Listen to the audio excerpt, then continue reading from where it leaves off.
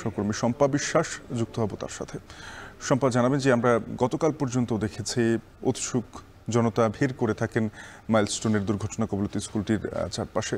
আজকের কি পরিস্থিতি, যারা শিক্ষার্থী রয়েছেন বা শিক্ষা কার্যক্রম শুরু করার বিষয়ে কর্তৃপক্ষ কি বলছে?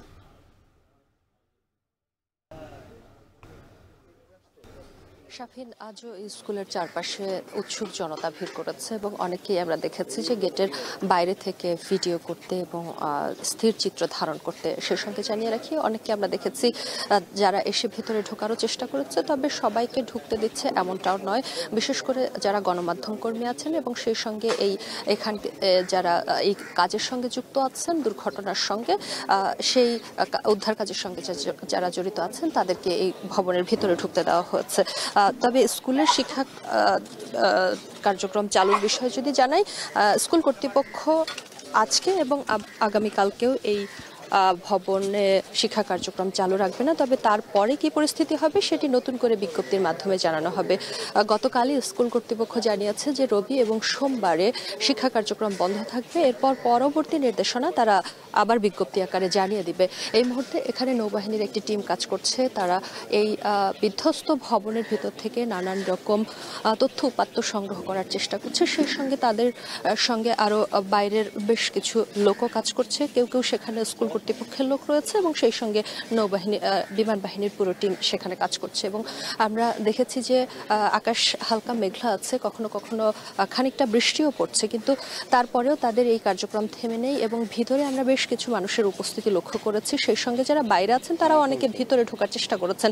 যদিও স্কুল কর্তৃপক্ষ সেই ভিতরে ঢোকার ব্যাপারে নিষেধাজ্ঞা জারি রেখেছে, তবে সবার জন্য নয়। এবং অনেকেই আমরা দেখেছি যে পরিবার পরিজন বা সঙ্গে বেশ কিছু লোকজন নিয়ে এই দুর্ঘটনাস্থল দেখতে এসেছেন। যদিও এই মর্মান্তিক ঘটনা আসলে একটি পরিদর্শন করার মতো বিষয় বলে অনেকেই মনে করছেন না, এবং তারা মনে করছেন যে কোনো দুর্ঘটনাস্থলের আশপাশে যখন উৎসুক জনতা ভিড় করে তখন তাদের উদ্ধার কাজ থেকে শুরু করে যেই সব কাজ তার ভিতরে চলতে থাকে সেগুলো অনেকটা হলেও ব্যাহত হয়। যেরকম চিত্র আমরা দেখেছিলাম দুর্ঘটনার দিন, অর্থাৎ যখন দুর্ঘটনাটি ঘটে তখন কিন্তু উৎসুক জনতার কারণেই অনেক সময় যারা আহত তাদেরকে চিকিৎসা সেবা বেগ পেতে হয়েছে এবং সেই সঙ্গে ভোগান্তিতে পড়তে হয়েছে।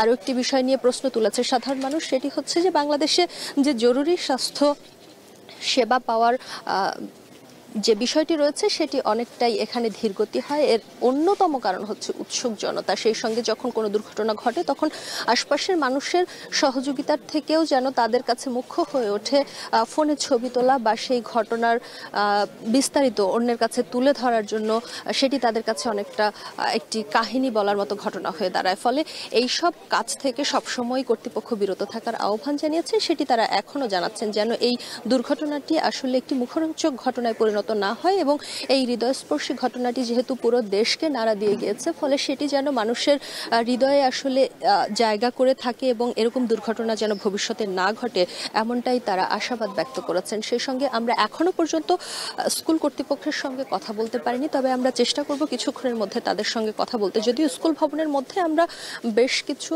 মানুষজন যাদেরকে স্কুল কর্তৃপক্ষের কার্ড সহ আমরা দেখতে পেয়েছি, তারা ভিতরে প্রবেশ করেছেন এবং কিছুটা নীরবে নিভৃতিতে তারা তাদের কার্যক্রম চালিয়ে যাচ্ছেন, এমনটা আমরা লক্ষ্য করেছি। গণমাধ্যম কর্মীরাও এখানে সকাল থেকে উপস্থিত আছেন, তারা সংবাদ সংগ্রহ করছেন। পাশাপাশি অনেকেই বিধ্বস্ত ভবনের মধ্যে ঢোকার চেষ্টা করেছেন, তবে এখনো পর্যন্ত তাদেরকে ভেতরে ঢোকার অনুমতি দেওয়া হয়নি। কিছু গণমাধ্যম যারা একদম ভোর থেকে এখানে ছিলেন বা যারা হচ্ছে এই ঘটনার সংশ্লিষ্ট ব্যক্তিদের সঙ্গে ছিলেন, তারা ওই সময় ভবনের ভিতরে ঢুকতে দিয়েছেন, তবে এরপরে আর এই ভবনের ভিতরে ঢুকতে দেওয়ার কোনো অনুমতি দেওয়া হচ্ছে না। কারণ এখন অনেকটাই উৎসুক জনতার আগ্রহের কেন্দ্রবিন্দুতে পরিণত হয়েছে এই দুর্ঘটনাস্থলটি। ফলে কর্তৃপক্ষ তাদের নিরাপত্তার জন্যই সর্বসাধারণের জন্য এই ভবনের ভিতরে যাওয়া অনেকটা নিষিদ্ধ করে দিয়েছেন। এ ছিল রাজধানীর মাইলস্টোন স্কুল থেকে আমার কাছে সবশেষ খবর। শম্পা বিশ্বাস যুক্ত হয়েছিলেন মাইলস্টোন স্কুল অ্যান্ড কলেজ থেকে, জানাচ্ছিলেন বর্তমান পরিস্থিতি।